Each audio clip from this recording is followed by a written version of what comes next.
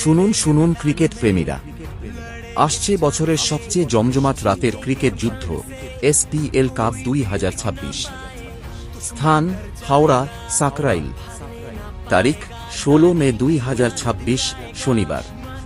এক সারা রাত ব্যাপী 16 দলীয় দুর্দান্ত ক্রিকেট টুর্নামেন্ট। এন্ট্রি ফি মাত্র 2,500 টাকা। উইনার্স ট্রফি সহ নগদ 14,000 টাকা। রানার্স ট্রফি সহ নগদ 12,000 টাকা।